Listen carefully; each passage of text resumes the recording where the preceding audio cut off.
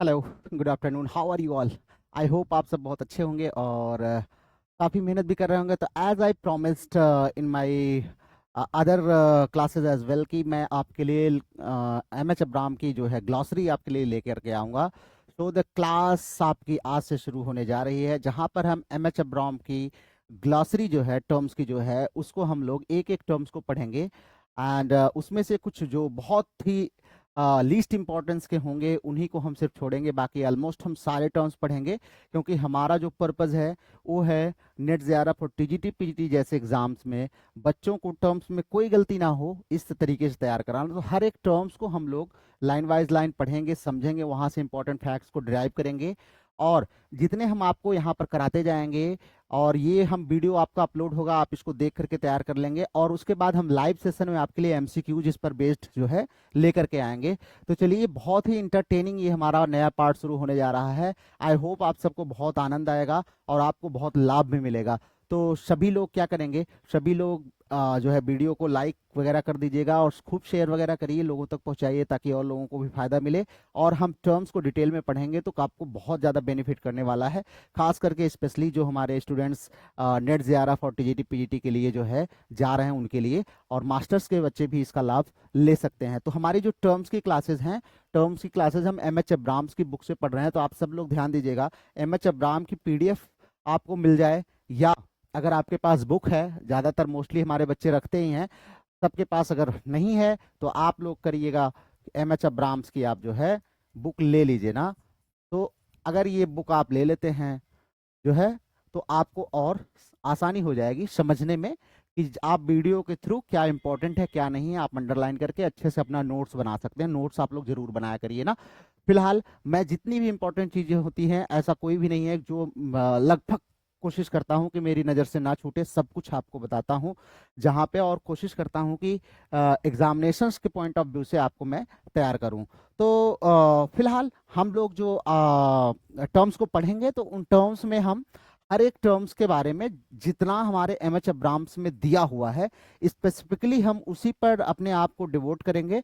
हाँ, कुछ है हम और भी इंफॉर्मेशन उसमें ऐड ऑन कर सकते हैं। It will depend on the importance of the terms, terms के इम्पोर्टेंस पर ये डिपेंड करेगा कि कितना उसमें हमें कंटेंट की जरूरत पड़ सकती है। तो चलिए, आइए let's begin the class for today. आज की हम लोग क्लास की शुरुआत करते हैं। तो जो हमारा पहला टॉपिक है यहाँ पर मतलब ब्राह्म्स के लिटरेरी टर्म्स की हम लोग पढ़ रहे हैं। तो पहला जो हमारा टॉपिक है वो है literature of the absurd. Literature of the absurd. तो चलिए लिटरेचर ऑफ द अब्सर्ड को पढ़ते हैं। तो अब्सर्ड, आपने एक थिएटर ऑफ द अब्सर्ड पढ़ा होगा, थिएटर ऑफ द अब्सर्ड।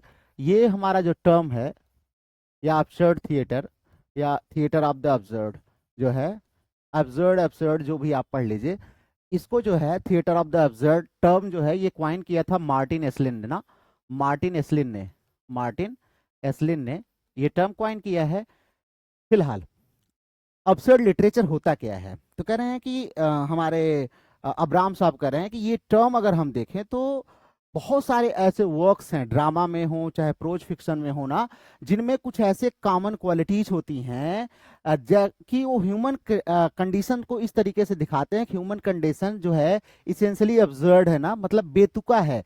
हमारा जो एग्जिस्टेंस है वो बेतुका है ना, हमारी लाइफ जो है वो बेतुकी है। और ये कंडीशन कह रहे हैं, ये कंडीशन जो है केवल इसी प्रकार के लिटरेचर में दिखाई जा सकती है। मतलब अगर बेतुका जीवन दिखाना है, जो है अब्सर्ड लाइफ दिखानी है, तो उसके लिए अब्सर्ड टाइप का लिटरेचर भी होना चाहिए ना। बहुत अच्छे लिटरेचर में आप उसको नहीं दिखा सकते, अब्सर्ड टाइप का लिटरेचर भी होना चाहिए। तो कह रहे हैं कि यही लिटरेचर जो है इसी को दिखाने के लिए क्या है, इसकी मूड एंड ड्रामेटर्जी ऑफ अब्सर्डिटी को दिखाने के लिए पहली बार हमारे 1896 में हम देखते हैं, इन 1896 अल्फ्रेड जारी का एक फ्रेंच प्ले है। ध्यान रखिएगा, पहली बार अगर हम देखें तो बोथ द मूड एंड ड्रामेटर्जी, मतलब एब्सर्ड का जो मूड होता है और इसकी जो ड्रामेटर्जी है, दोनों अगर हम दोनों की बात करें तो दोनों हमें कहां पर एंटीसिपेट पहली बार देखने को मिलता है, तो 1896 में हम सबसे पहले एंटीसिपेट कर सकते हैं इसको। किसकी रचना में, तो ये है जेरी, अल्फ्रेड जेरी का फ्रेंच प्ले है जिसका नाम है उबूरो। उबूरो है, उबू द किंग, ठीक है, उबू द किंग। यहां से माना जाता है ना, अगर बात करें ट्रेसेस की बात करें, इसके मूड की, इसके ड्रामेटर्जी की बात करें, पहली बार कहाँ पर हमें देखने को मिलता है, तो हम देखते हैं कि अल्फ्रेड जेरी का जो फ्रेंच प्ले है उबू रॉय, उबू द किंग, वहां पर देखने को मिलता है। हालांकि कहना है कि ये जो लिटरेचर है, अब्सर्ड लिटरेचर है ना, इसके रूट्स अगर हम देखें तो the roots, it's roots also in movements, इसके रूट्स हमें दो मूवमेंट्स में, तो ये आप रट लीजिएगा। देखिए एम एच अब्राम जो है इंग्लिश की समझ लीजिए बाइबल है, इसको आप अगर पढ़ लेते हैं, तैयार कर लेते हैं, तो बहुत आप समझ लीजिए लिटरेचर पर आपका कमांड हो जाएगा। तो यहाँ पर दो मूवमेंट हैं, एक है एक्सप्रेशनिज्म, हमारा वीडियो है एमएल की क्लास में एक्सप्रेशनिज्म पर पड़ा हुआ, आप जाके देख लीजिएगा, और दूसरा है सरेलिज्म, सरेलिज्म पर भी हमारा वीडियो है, तो आप देख लीजिएगा।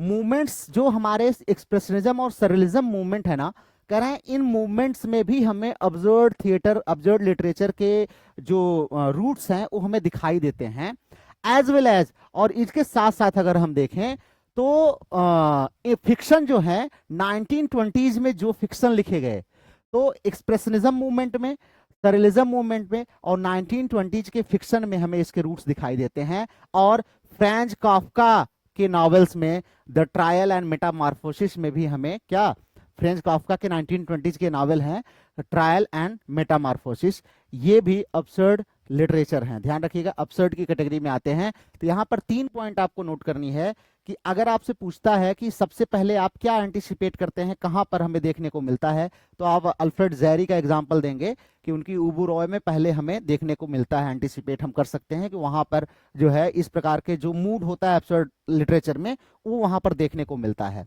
लेकिन इसके रूट्स की अगर हम बात करें तो दो मूवमेंट्स हैं, एक्सप्रेशनिज्म एंड सरेलिज्म, वहां पर देखने को मिलता है। और 1920s के फिक्शन में स्पेशली अगर हम बात करें तो फ्रेंच काफ्का का द ट्रायल एंड मेटामॉर्फोसिस, वहां पर ये हमें बहुत देखने को मिलते हैं। कह रहे हैं कि अगर हम करंट मूवमेंट की बात करें तो ये जो हमारा करंट मूवमेंट है, अब्सर्ड मूवमेंट है, अगर हम इसकी बात करें तो ये इमर्ज कहां हुआ था, कह रहे हैं it emerge in France after the horrors of world war second.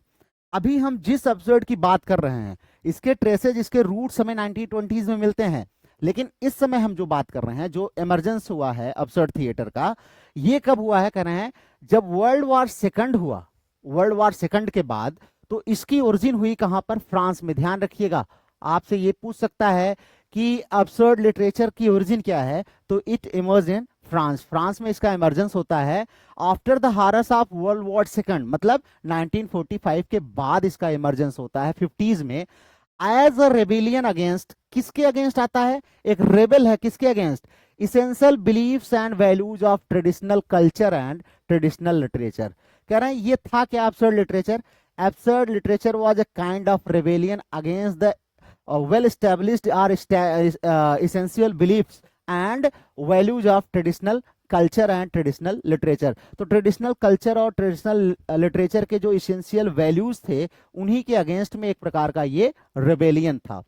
तो कह रहे हैं ये ट्रेडिशन जो है, this earlier tradition had included the assumptions that human beings are fairly rational creature who live in an at least partially intelligible universe, that they are part of an ordered social structure and that may be capable of heroism and dignity even in defeat। अगर हम देखें तो हमारा ये जो traditional culture रहा है, traditional literature रहा है, ये हमेशा क्या दिखाया है, इंसान को दिखाया है, ये जो है इसका अजम्पशन है कि ह्यूमन बीइंग जो है वो बहुत ही फेयरली रेशनल क्रिएचर है, और वो एटलीस्ट इस वर्ल्ड में जो आया हुआ है अपने पार्ट प्ले करता है, सोशल आर्डर जो है, आर्डर ऑफ सोशल स्ट्रक्चर को फॉलो करता है, उसको क्रिएट करता है, उसका एक पार्ट है ये। और कहता है अपने डिफीट में भी वो हीरोइज्म और डिग्निटी को मेंटेन रखने वाला व्यक्ति है, अर्थात उसको as a hero, as a rational man दिखाते हैं। लेकिन हमारे जो थिएटर ऑफ एब्सर्ड वाले हैं, ये क्या करते हैं, आफ्टर द 1940s जो है, there was a wide spread tendency especially prominent in the existential philosophy, underline कर लीजिएगा, एग्जिस्टेंशियल जो फिलॉसफी है, इसके कह रहा है कि existential philosophy of main of letters, existential philosophy मतलब अस्तित्ववाद जिसको हम कहते हैं, वो हमें देखने को मिलता है कहां पर, यान पॉल सार्त्रे और अल्बर्ट कैमू जैसे राइटर का की जो है फिलॉसफी में हमें क्या देखने को मिलता है, ये इंसान को कैसे देखते हैं, इंसान को ये देखते हैं to view a human being as an isolated existent who is cast into an alien universe. कह रहे हैं एक ऐसा आइसोलेटेड एग्जिस्टेंस है ह्यूमन का जो इस यूनिवर्स में कास्ट किया गया है, जो कि इसके लिए एलियन है ना, मतलब एक अनजान दुनिया में ये आ गया है। To conceive the universe as possessing no inherent truth, और उसको ये कॉन्सीव कराया जाता है कि यूनिवर्स जिसमें कोई भी इनहेरेंट इसकी मीनिंग नहीं है, उसको ट्रुथ को समझने के लिए, वैल्यू को और मीनिंग को, and to represent human life, और ह्यूमन लाइफ को रिप्रेजेंट करने के लिए। मतलब he is unaware of everything that is here ना, उसको इस वर्ल्ड में आया, ही नोज नथिंग, वो कुछ भी नहीं जानता है। ही फील्स आइसोलेटेड, वो आइसोलेटेड और एलिनेटेड अपने आप को यहाँ पर फील करता है। और इसी in its fruitful search for purpose and meaning, और उसको जो ये कह दिया कि तुम वैल्यू खोजो, मीनिंग खोजो ना, इसी पर्पज में वो जो वैल्यू, मीनिंग, ट्रूथ, इन सबको खोज रहा है ना, इसी में क्या करता है, वो कहता है कि ये जो फ्रूटलेस काम करता है, it moves from the nothingness whence it came toward the nothingness where it must end. कह रहे हैं कि नथिंगनेस से चलता है और नथिंगनेस पर आकर के समाप्त हो जाता है। इसका एग्जिस्टेंस जो है as an existence which is both anguished and absurd. तो इंसान का अगर एज एन एग्जिस्टेंस के रूप में हम देखें तो इसका एग्जिस्टेंस कैसा है, एंग्विज्ड है ना, दुख दर्द पीड़ा से भरा हुआ है, और क्या है, अब्जर्ड है, बिल्कुल बेतुका है। ये इसकी जो स्थिति है इंसान की, वो बिल्कुल भी यहाँ पर अच्छी नहीं है। यही कैमू ने अपने 1942 में, इनकी एक रचना है जिसका नाम है द मिथ ऑफ सिसिस्फस, बहुत ही फेमस रचना है, याद कर लेना। तो अल्बर्ट कैमू ने इसी में आपको ये स्टेटमेंट दिया है क्या, कि in a universe that is suddenly deprived of illusions and of light, man feels a stranger. कह रहे हैं कि आदमी यहां पर अपने आप को स्ट्रेंजर फील करता है। ही इज एन इरेमेडियल एग्जाइल ना, वो एक ऐसे एग्जाइल में रह रहा है कि जो अब उसकी रेमेडी कोई नहीं है। This diverse between man and his life, और कह रहा है आदमी के बीच में और उसके लाइफ के बीच में एक बहुत बड़ा गैप है। कह रहा है ये जो गैप है ना, the actor and his setting truly constitute the feeling of absurdity. ये इसके जो एक्टर हैं और जो इसकी सेटिंग है ना, ये सब कह रहे हैं अब्सर्डिटी की फीलिंग को कॉन्स्टिट्यूट करते हैं। मतलब nobody can fill that gap, जो हमारी लाइफ और हमारे रियलिटी के बीच में गैप है, कह रहे हैं उसको कोई फिल नहीं कर सकता। मैन और उसके लाइफ के बीच में ये एक डाइवोर्स है ना, तो कह रहे हैं यहाँ पर हम एक इल्यूजन की दुनिया में जो हैं, और कह रहे हैं कि यहाँ पर हम अपने आप को स्ट्रेंजर फील करते हैं। तो यहीं से अगर हम देखें तो जो अब्सर्डिज्म है वो धीरे धीरे उसका राइज होता है। मतलब जो हम मॉडर्न अब्सर्डिज्म की बात कर रहे हैं ना, वो 1920s में जो उसके ट्रेसेस, रूट्स हैं, उसकी बात हम नहीं कर रहे हैं, यहाँ पर हमें पहली बार देखने को मिलता है। उसके बाद अब्सर्डिस्ट लिटरेचर में हम क्या देखते हैं कि हमारे जो है यूजिन रॉस्को थे, इनकी एक बहुत ही फेमस रचना है, फ्रेंच के आथर थे, इनकी रचना है द बाल्ड सॉपरेनो, 1949 में आई थी। ये माना जाता है, और इनकी द लेसन, ये और कुछ ऐसे प्लेज हैं जो थिएटर ऑफ अब्सर्ड में आते हैं। ठीक है, तो ध्यान रखिएगा, अल्बर्ट कैमू की मिथ ऑफ सिसिस्फस हो गया, द बाल्ड सॉपरेनो हो गया, ये इसी में, द लेसन हो गया, इसी कैटेगरी में आते हैं। इसमें कहते क्या है, has put it, cut off from his religious, metaphysical and transcendental roots, man is lost. कह रहे हैं आज का इंसान क्या है ना, cut off from his religious, अपने रिलीजियस, मेटाफिजिकल, ट्रांसीडेंटल रूट से कट हो चुका है, आदमी लॉस्ट हो चुका है। All his actions become senseless, उसके सारे एक्शन सेंसलेस हैं, अब्सर्ड हैं, यूजलेस हैं। तो ध्यान रखिएगा, ये इन सब अब्सर्ड, थिएटर ऑफ अब्सर्ड के प्लेज में यही दिखाया जाता है, यही सब दिखाया जाता है। और यूनेस्को कहते हैं, commenting on the mixture of moods in literature of the absurd, कि पीपल जो हैं drawing in meaninglessness can only be grotesque. कह रहे हैं कि जो इंसान जो है मीनिंगलेसनेस में डूबा हुआ है ना, कह रहे हैं उससे आप कैसी चीज की उम्मीद कर सकते हैं, वो बहुत ही ग्राटेस्क, बेतुका भद्दा चीज ही हमें दे सकता है ना। Their suffering can only appear tragic by derision, इनकी सफरिंग को हम ट्रेजिक केवल डिरीजन के थ्रू दिखा सकते हैं ना। जैसे कुछ लोगों की ट्रेजेडी क्या होती है, हम केवल हंसी के द्वारा ही दिखा सकते हैं ना। मतलब इतना इनकी ट्रेजेडी भी इतनी अब्सर्ड है कि उसको हम केवल डिरीजन के थ्रू ही दिखा सकते हैं। तो ये किसका कहना था, ये हमारे यूनेस्को साहब का कहना था। तो यहाँ पर ये इन्होंने दिया हुआ, कुछ एग्जाम्पल्स आपको दिए हैं कि और कौन कौन सा आता है जो हमारा एब्सर्ड थिएटर में आता है। तो एब्सर्ड के बहुत बड़े राइटर हैं हमारे सैमुअल बेकेट साहब, 1906 से 89 तक इनका लाइफ स्पैन है। तो इनके ड्रामा हो, प्रोज फिक्शन हो, ये सब के सब अगर हम देखें तो अब्सर्ड कैटेगरी में आते हैं। ये एक आयरिश मैन थे जो पेरिस में रह रहे थे और फ्रेंच में लिख करके इंग्लिश में ट्रांसलेट किया करते थे।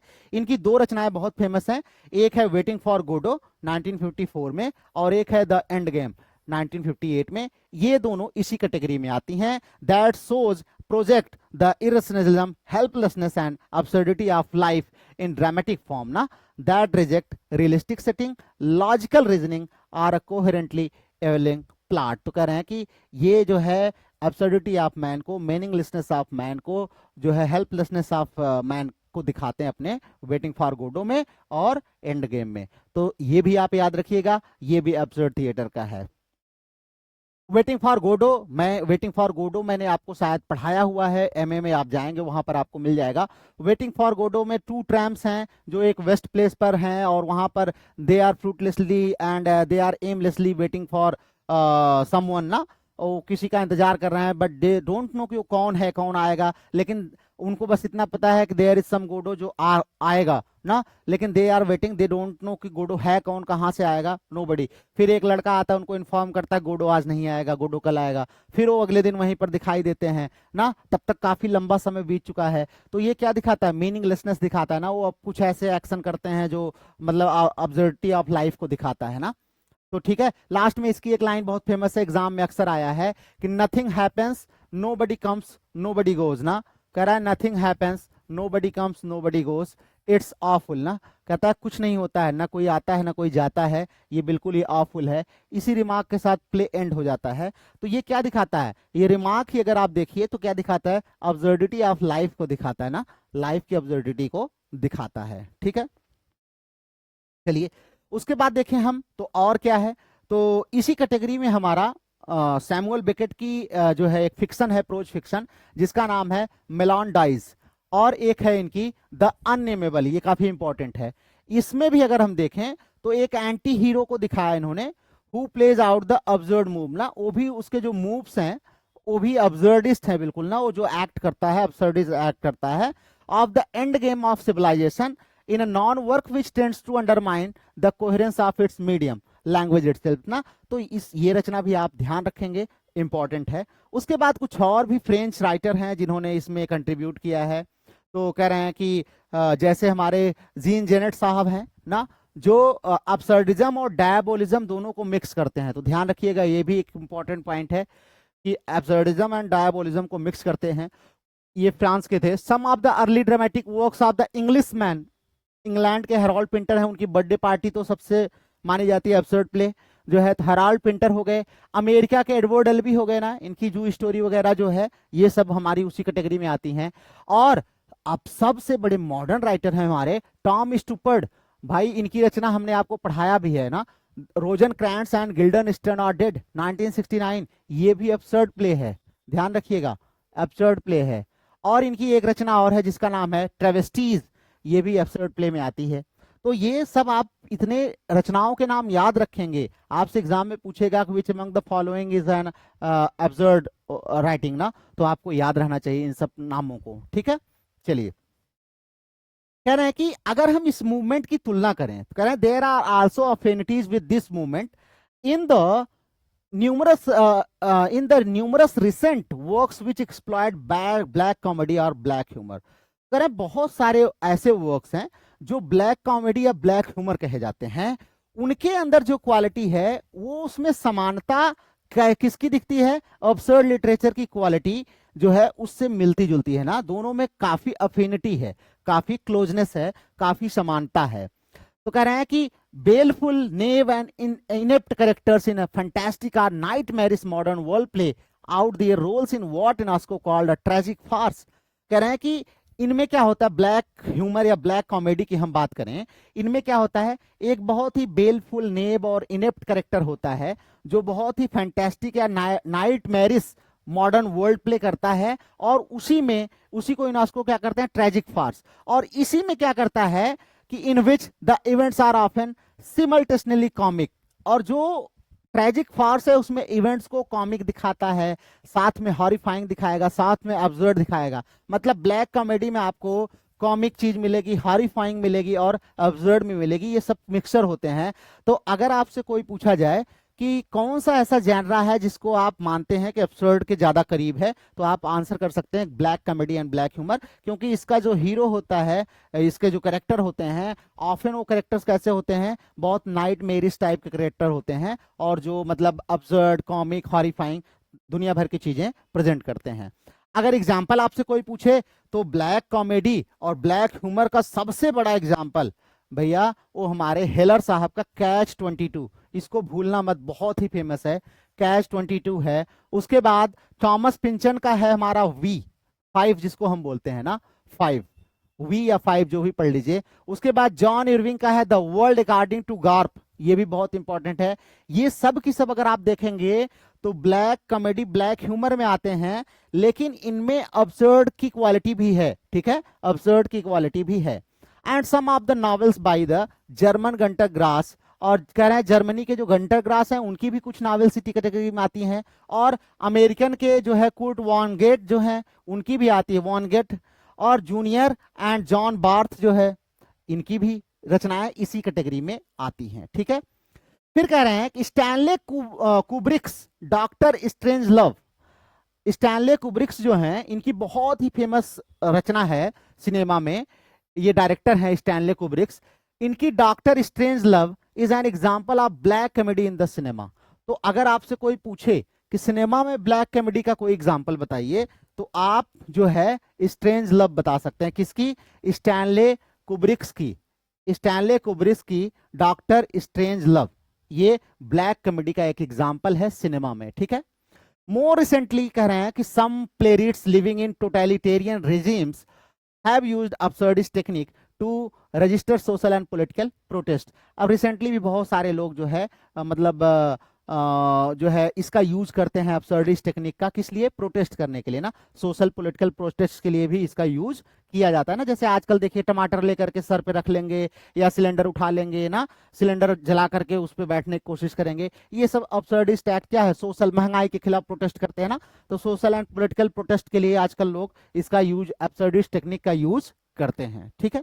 जैसे एग्जाम्पल के तौर पर देखें तो लार्गो डेसोलेटो 1987 में आई थी, जो है चेक गणराज्य के हमारे हैं Vaclav Havel, and the island 1973 में जो है एक कोलैबोरेटिव वर्क है, साउथ अफ्रीकन के राइटर्स हैं जिनका नाम है एथोल फुगार्ड एंड जॉन कानी एंड विंस्टन नेसोना, ये तीनों ने मिलकर के जो है इसको लिखा है द आइलैंड, ये उसी कैटेगरी में है ना। They are based on the social and political rebels protest जो है using the absurdist technique, absurdist technique को यूज करते हुए इस पर ये बेस्ड है, ठीक है। तो इतना आप जरूर यहाँ पर याद रखेंगे।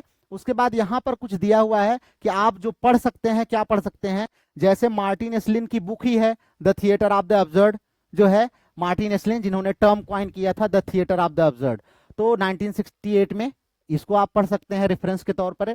डेविड ग्रास वॉगेल की है the blasphemous the theatre of Brecht, Ionesco, Beckett and Genet, तो ये भी इंपॉर्टेंट है। नेट के पॉइंट ऑफ व्यू से आप ये सब याद रखेंगे, आपके एग्जाम में आता है, ये आपसे पूछ लेगा ये रचना किसकी है ना, तो ये ध्यान रखिएगा। अर्नोल्ड पी हिंक्लिफ की है, हिंक्लिफ की द अब्सर्ड 1969 में। मैक्स एफ स्कूल्स हैं black humour fiction of the 60s, इनकी रचना है।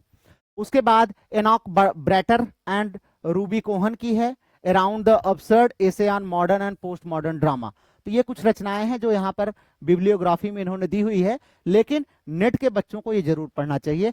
पीजीटी के बच्चे नहीं पढ़ेंगे तब भी चलेगा, लेकिन नेट के स्टूडेंट्स को ये भी पढ़ना है, ये भी याद रखना है, ध्यान रखिएगा। और जो हमारे पीजीटी के बच्चे हैं उनके लिए ऊपर जितना लिखाया है, जितना आपको पढ़ा दिया एब्सर्ड थिएटर में, उतना पर्याप्त है, उससे ज्यादा से क्वेश्चन नहीं आना चाहिए। और अगर कुछ आएगा भी तो हम एमसीक्यू में उसको कवर कर लेंगे, आपका कोई भी क्वेश्चन यहाँ से छूटने वाला नहीं है, ठीक है। तो चलिए दूसरा जो हमारा एक्ट एंड सीन है, ये तो आप सभी जानते ही हैं, एक्ट एंड सीन के बारे में बहुत हम इसमें टाइम आपका नहीं लेंगे कि इसमें बहुत सारा टाइम ले। एक्ट और सीन होता क्या है, act major division in a play, major division in a play को हम क्या बोलते हैं, एक्ट बोलते हैं, ठीक है। Major division in a play, division in a play, वो हमारा क्या कहलाता है, वो एक्ट कहलाता है। और इसी एक्ट का जब हम डिवीजन करते हैं तो सीन्स कहलाते हैं। वो क्या कहलाते हैं? सीन्स कहलाते हैं। अगर इसका हम देखें तो सबसे पहले इसका स्ट्रक्चरिंग करना कौन शुरू किया था? तो कह रहे हैं कि एलिजाबेथन ड्रामेटिस्ट ने इसको इंट्रोड्यूस किया। ध्यान रखिएगा, ये डिवीजन को इंट्रोड्यूस किया एलिजाबेथन ड्रामेटिस्ट ने ना। इन्होंने कॉपी किसको किया? इन्होंने एंशियंट रोमन प्लेरिट्स को कॉपी किया। किसने? एलिजाबेथन ड्रामेटिस्ट ने कॉपी किसको किया है? इन्होंने कॉपी किया किसको? रोमन प्लेरिट्स को। ठीक है, रोमन प्लेरिट्स को इन्होंने कॉपी किया। कैसे? इन्होंने ड्रामा को स्ट्रक्चर किया 5 एक्ट में। ध्यान रखिएगा, 5 एक्ट में स्ट्रक्चर किया किसने? एलिजाबेथन ड्रामेटिस्ट ने। और इन्होंने फॉलो किसको किया है? तो एंशियंट ग्रीस को नहीं फॉलो किया, ध्यान रखिएगा, एंशियंट रोम के प्लेस को फॉलो किया है, 5 एक्ट में डिवाइड किया है। ठीक है, और 19th सेंचुरी में अगर हम आए देखें तो और बहुत सारे एग्जाम्पल्स हमें मिलते हैं जो कि कम 4 एक्ट के, 3 एक्ट के, 2 एक्ट के भी हमें प्ले देखने को मिलते हैं। तो अगर 4 एक्ट में हम देखें तो एंटोन चेको, जो हमारे रशिया के बहुत बड़े राइटर हैं, आपको पता ही है, और उसके बाद इब्सन, हेनरिक इब्सन को भी आप जानते हैं। इन लोगों ने क्या किया? 4 एक्ट्स के प्ले लिखा। तो अगर आपसे कोई पूछे एग्जाम्पल तो आप जान ही सकते हैं 4 एक्ट्स के प्लेज जो है। उसके बाद 3 एक्ट के प्लेज भी आगे चलकर लिखे जाने लगे। और यही जो एक्ट है, इनको जब हम डिवाइड करते हैं तो ये सीन्स कहलाते हैं। मॉडर्न, बहुत सारे मॉडर्न प्ले हैं जिसमें एक्ट नहीं होता, 3-4 सीन ही आजकल हो जाती है, वही जो है पूरा प्ले हो जाता है। तो फिलहाल जो हमारा एक्ट है और सीन है, इसमें बस इतना ही है, बहुत ज्यादा इंपॉर्टेंट ये नहीं है, आप सब उतना जानते ही हैं। लेकिन बस इतना जान लीजिए, 5 एक्ट का डिवीजन एलिजाबेथन पीरियड में हुआ था, और ये डिवीजन रोमन क्लासिक्स को फॉलो करके, रोमन प्लेस को फॉलो करके किया गया था। आइए अब अगला हमारा है एस्थेटिसिज्म और द एस्थेटिक मूवमेंट। अब एस्थेटिक मूवमेंट की हम बात करें कि ये एस्थेटिक मूवमेंट कैसे इंग्लैंड में आया, तो उससे पहले आइए हम देखते हैं कि ये शुरुआत कहाँ से हुई थी। अगर एस्थेटिक मूवमेंट की हम बात करें तो कह रहे हैं इसका इमर्जेंस हमें यूरोप में देखने को मिलता है। It was an European phenomenon ना, ये एक यूरोपियन फिनोमेनन है। कब इमर्ज हुआ? तो कह रहे हैं during the letter 19th century ना, मतलब 19th सेंचुरी के सेकंड हाफ में, later 19th century, that had its chief headquarters in France. तो इसका मेन हेडक्वार्टर, यूरोप में तो ये पूरा फला फूला है, लेकिन इसका मेन हेडक्वार्टर अगर हम देखें तो फ्रांस में है। ये था क्या? In opposition to the dominance of scientific thinking. कह रहे हैं उस समय मतलब साइंटिफिक थिंकिंग का काफी डोमिनेंस चल रहा था, and defiance of the wide spread indifference or hostility of the middle class society of their time to the any art that was not useful or did not teach moral values। कह रहे हैं कि दो चीजें उस समय हो रही थी। एक तो साइंस को बहुत ज्यादा पॉपुलैरिटी मिल रही थी, लोग साइंस को बहुत ज्यादा कह रहे हैं कि मानते थे, उसका डोमिनेंस बढ़ता जा रहा था। दूसरा, लोगों का मिडिल क्लास के जो वैल्यूज हैं, सोसाइटी जो है, उनके आर्ट एंड वैल्यूज को का रिस्पेक्ट जो है, उनके खिलाफ इंडिफरेंस, हॉस्टिलिटी धीरे धीरे देखने को मिलती थी। तो इसको लेकर के इन लोगों ने शुरू किया कि नहीं, फ्रेंच लोगों ने, French writers developed the view, इन लोगों ने एक नया दृष्टिकोण बनाया। क्या? That a work of art is the supreme value among human products. कह रहे हैं कि ह्यूमन जितनी भी चीजें खोजता है, जितनी भी, चाहे साइंस हो, आर्ट हो, कुछ भी जो भी खोजता है, उसमें कह रहे हैं आर्ट जो है वो सुप्रीम वैल्यू का होता है एमंग ह्यूमन प्रोडक्ट्स। बिकॉज, क्यों होता है ये सुप्रीम वैल्यू? कह रहे हैं because it is self sufficient and has no use or moral aim outside its own being. कह रहा है ये अपने आप में सेल्फ सफिशिएंट होता है आर्ट, और इसको बाहर का कोई moral aim outside of its own being, इसके बाहर से इसको मॉरल की कोई जरूरत नहीं पड़ती। ये अपने आप में जो है क्या होता है? सेल्फ सफिशिएंट होता है कि ये क्या दिखा सके? मॉरल को दिखा सके, ये आपको गाइड कर सके। तो आर्ट फॉर आर्ट्स एक मूवमेंट इसीलिए आगे चल करके हमें मिलता है। कह रहे हैं the end of work of art is simply to exist in its formal perfection. कह रहे हैं कि किसी भी वर्क का जो एंड है, and of work of art, किसी भी वर्क ऑफ आर्ट का जो एंड है वो सिंपली क्या एग्जिस्ट करता है? To exist in its formal perfection ना, फॉर्मल परफेक्शन में एग्जिस्ट करता है। और वो है क्या भाई? कोई भी रचना क्या आदमी चाहता है? कोई पोएट लिखता है, राइटर लिखता है, क्या उसको बनाना चाहता है? That is to be beautiful ना, उसको ब्यूटीफुल बनाना। To be contemplated as an end in itself ना, कि लोग उसको एज एन एंड सेल्फ खुद में समझें, ये कह रहे हैं कि उसको ब्यूटीफुल बनाने का काम ही क्या है, वर्क को ब्यूटीफुल बनाने का ही काम है, बाकी और कोई काम नहीं है राइटर का।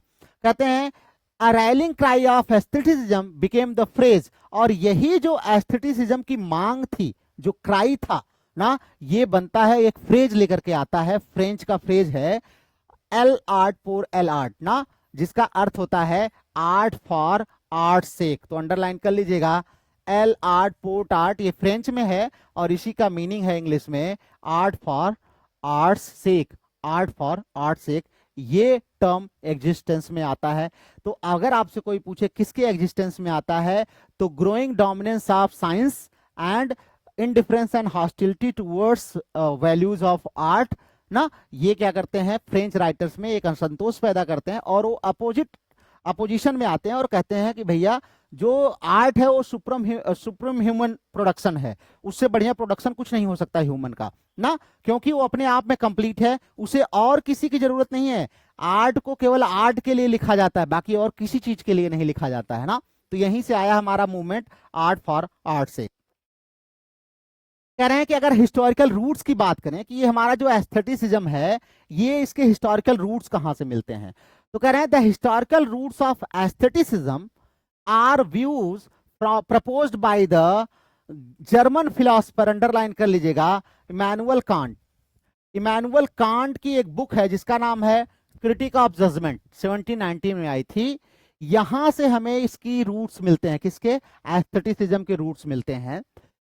दैट द, जहां पर उन्होंने कहा that the pure aesthetic experience consist of a disinterested contemplation of an object.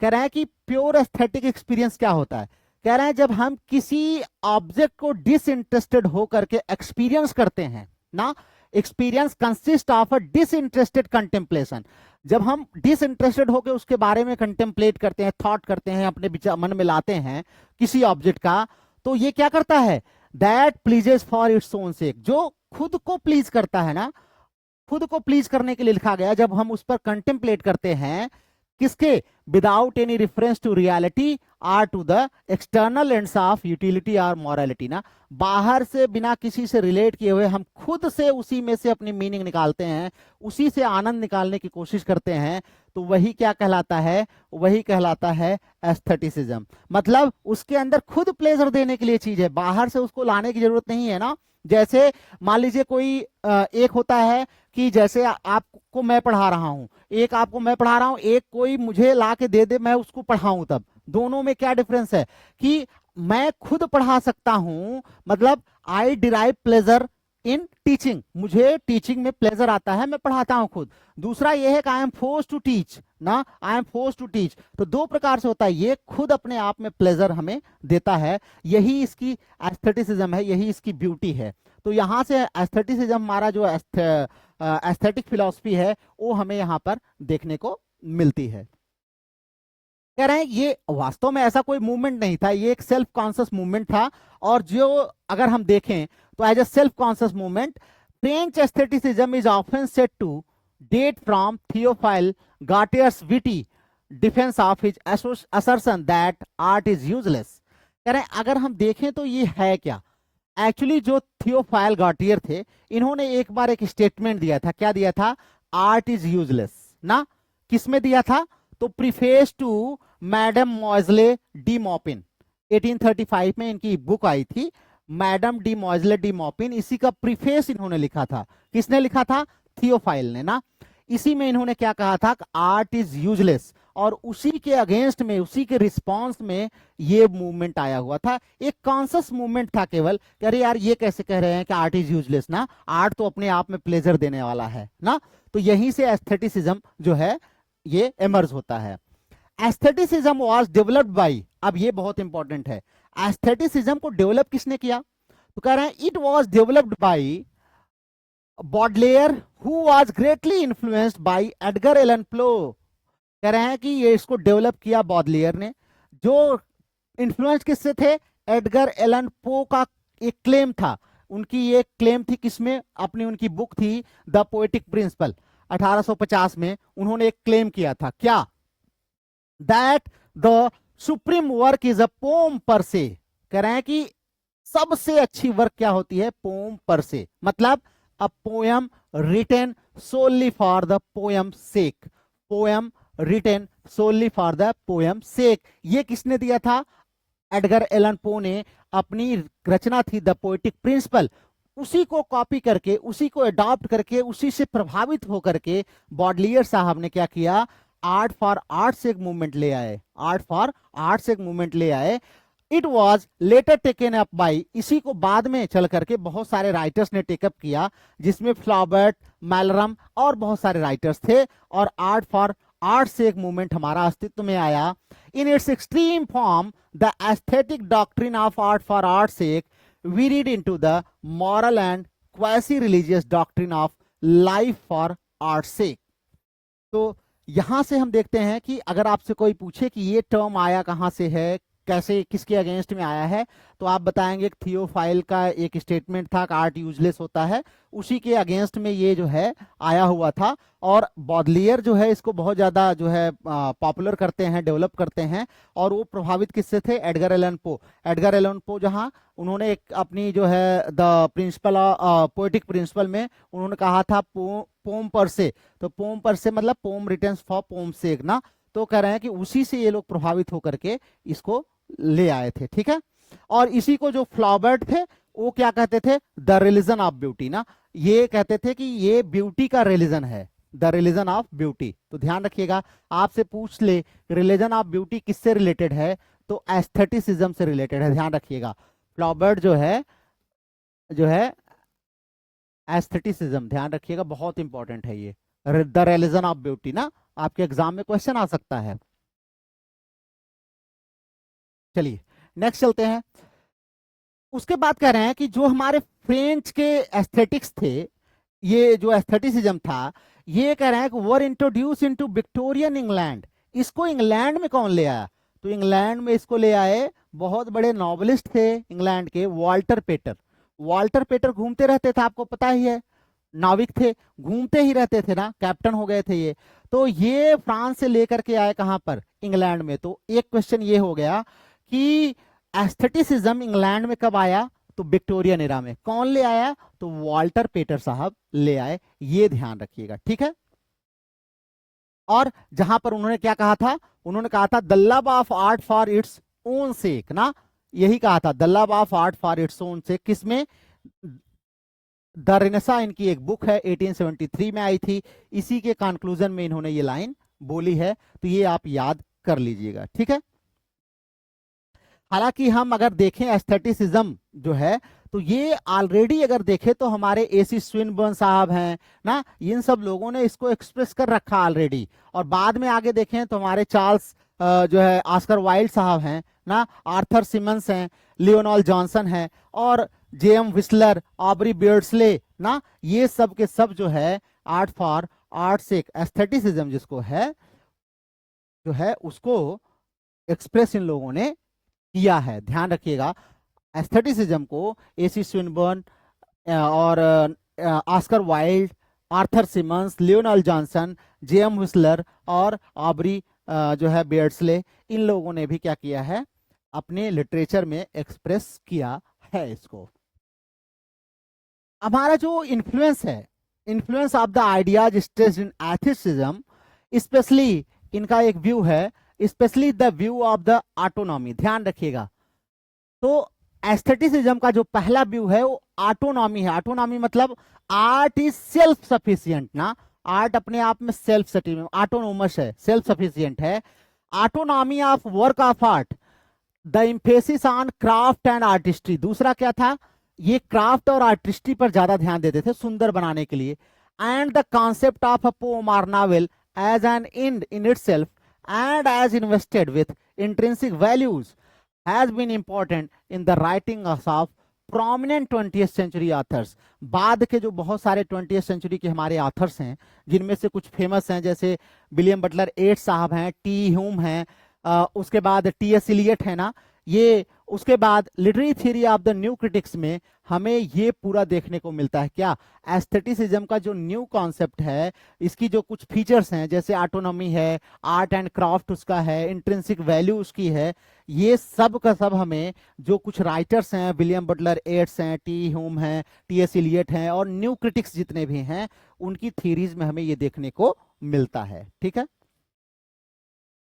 तो अगर आप इसके बारे में और अगर आप पढ़ना चाहते हैं तो विलियम गॉन्ट की है द एस्थेटिक एडवेंचर, आप इसको पढ़ सकते हैं जो है। उसके बाद आप फ्रैंक कर्मोड, ये काफी इंपॉर्टेंट राइटर हैं और इनकी रचना भी ये काफी इंपॉर्टेंट है, आप रट लीजिएगा। फ्रैंक कर्मोड की है रोमांटिक इमेज, ये आपको मिलेगी भी, जब मैं आपको मॉडर्न लिटरेचर एडवर्ड एल्बर्ट में पढ़ाया ना तो मैंने इसको अंडरलाइन कराया है। ये इंपॉर्टेंट राइटर हैं और इनकी ये बुक भी इंपॉर्टेंट है, रोमांटिक इमेज 1957 में। इनिड स्टार्की की फ्रॉम गॉटियर टू इलियट है। आरवी जॉनसन की एस्थेटिसिज्म है। For the intellectual and social conditions during the 18th century that fostered the theory that a work of art is an end in itself. अगर ये आपको पढ़ना है तो M H. Abraham की आप पढ़िए, art such as the sociology of modern aesthetic, जिनकी हम बुक पढ़ रहे हैं, इनकी एक दूसरी बुक है, ये भी आप पढ़ सकते हैं। In doing things with text, essay in criticism and critical theory ना, ये सब आप इनकी बुक्स पढ़ सकते हैं। तो ये काफी इंपॉर्टेंट आपकी बुक्स है, 2-3 बुक तो आप जरूर याद कर लिया करिए ना, याद कर लिया करिए। फिलहाल चलिए आगे चलते हैं हम। अगला हमारा टर्म है अफेक्टिव फैलेसी। अगला हमारा टर्म है अफेक्टिव फैलेसी। तो चलिए अब हम अफेक्टिव फैलेसी को कल पढ़ेंगे। आज के लिए बस शुरुआत थी चूंकि, तो ये आज हम लोग यहाँ पे 2 टर्म हमने पढ़ लिए हैं। थोड़ा स्लो चलेंगे, आप लोग अच्छे से पढ़ते भी चलिएगा, रिवाइज करते चलिएगा हर एक चीज को, क्योंकि इसी से हम आपके लिए एमसीक्यूज ले आएंगे बना बना करके, इसी में से और कुछ ऐड भी कर लेके आएंगे, तो हम उस एमसीक्यूज को आपको सॉल्व कराएंगे। तो अभी आपको क्या करना है, वीडियोस को ध्यान से देखिए, 1 बार 2 बार अच्छे से समझ जाइए। उसके बाद जब एमसीक्यूज कराएंगे लाइव क्लासेस में तब आप आइएगा, ज्वाइन करिएगा, तो ये आपका पूरा तैयार हो जाएगा। हम स्लो चलेंगे, slow and steady wins the race, जो कहावत कही गई है उसको आपको पालन करना है और हमको भी आराम आराम से चलेंगे, यही प्रक्रिया रहेगी। 2-4 टर्म्स पढ़ेंगे, फिर उस पर एमसीक्यूज करेंगे, फिर पढ़ेंगे एमसीक्यूज करेंगे, तो ये हमारा पूरा तैयार हो जाएगा। और एक बार अगर एम.एच. अब्राहम किसी को तैयार हो गई तो किसी भी एग्जाम में, चाहे वो हमारा नेट हो, जेआरएफ हो, टीजीटी हो, पीजीटी हो, 10-15 क्वेश्चन तो मिल ही जाने हैं, 20 क्वेश्चन इसके हेल्प से। ऐसा नहीं डायरेक्ट वही टर्म आ जाए, लेकिन उसके हेल्प से, जैसे एग्जाम्पल के तौर पर बताऊं, मान लो आपको आपके एग्जाम में अगर आ जाए ना, आपके एग्जाम में जैसे आ जाए कि द पोएटिक प्रिंसिपल किसने लिखा है, आपने एडगर एलन पो को नहीं पढ़ा है अलग से, लेकिन आपने यहाँ एडगर एलन पो को पढ़ा है, इसलिए हर एक लाइन इंपॉर्टेंट है, ध्यान रखिएगा। तो द पोएटिक प्रिंसिपल आ गया, किसका है और कब लिखा गया है, तो आप कहेंगे अरे सर ये तो हमने एलन पो को आपने पढ़ाया नहीं।